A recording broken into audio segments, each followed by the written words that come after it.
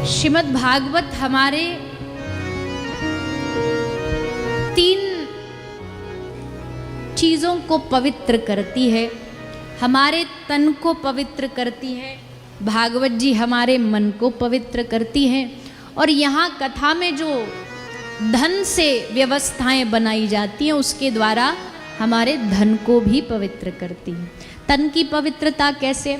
अब आप गंगा जी में जाकर के स्नान करो, डुबकी लगाओ, तो तन अपने आप शुद्ध माना जाता है। ऐसा नहीं हो सकता कि आप गंगा जी में जाकर के स्नान करो, उसके बाद बोलो अब घर आकर के दोबारा हमको स्नान करना पड़ेगा। क्यों? क्योंकि गंगा जी अपने आप में पवित्र है, उन्होंने हमारे तन को शुद्ध कर दिया। और ये भी नहीं हो सकता कोई गंगा जी में स्नान करने से पहले ये कहे कि पहले हम स्नान करके नहा के तन को शुद्ध करके फिर गंगा जी में जाएंगे। ऐसा भी नहीं है, क्योंकि गंगा जी ये शर्त नहीं रखती कि पहले शुद्ध हो और फिर आके मुझ में स्नान करो। गंगा जी कहती है तुम जैसे हो वैसे आ जाओ। वैसे ही भागवत गंगा है। भागवत जी ये नहीं कहती कि पहले मन को साफ स्वच्छ करो फिर कथा में आओ। भागवत जी कहती है तुम जैसा भी मन है, चाहे मैला है, कुचैला है, चाहे दुर्गुणों से भरा है, तुम ऐसे की ऐसे इस कथा में आ जाओ। आगे का काम, धोने का काम, सफाई का काम भागवत जी कहती है मैं स्वयं करूँगी। यहाँ तन को शुद्ध करूँगी और फिर मन को शुद्ध करूँगी।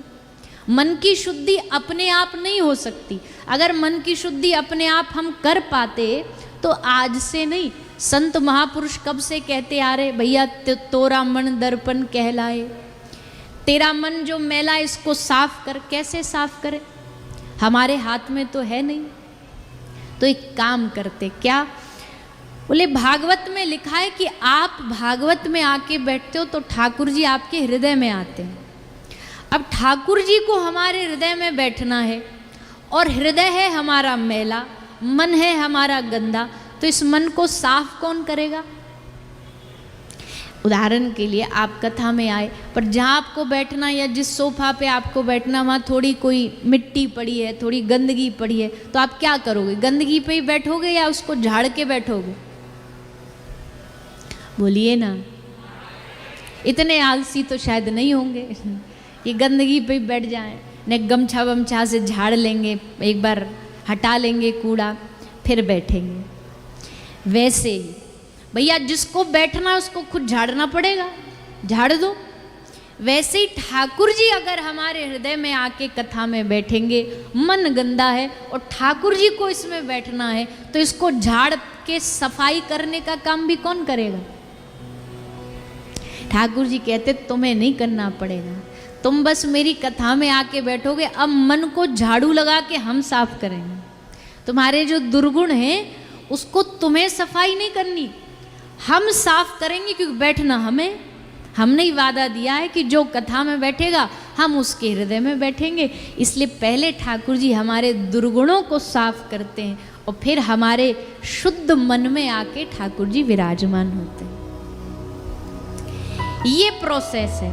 कई लोग को लगता है कि भैया कथा सुनने के बाद भी अगर हृदय के दुर्गुण साफ नहीं हुए तो ये हमारा दोष है। ना ना ना, ठाकुर जी से कहो ठाकुर जी तुम जानो, आपने कहा है, आपका वचन है कि तुम कथा में आके बैठो, अब हम आके बैठ गए, अब आगे का सारा की सारा काम आप संभालो, आप जानो कैसे इसको स्वच्छ करना है।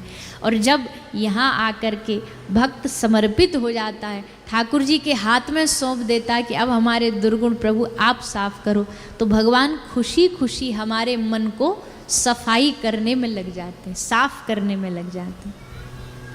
ठाकुर जी हमारे मन को स्वच्छ करते हैं। तो तन की शुद्धि, मन की शुद्धि और तीसरा धन की शुद्धि। जो भी यहाँ पर धन के द्वारा व्यवस्थाएं बनाई जाती हैं, क्योंकि भैया आप झूठ तो क्या बोलेंगे व्यासपीठ पे, कथा में खर्चा क्या कम होता है?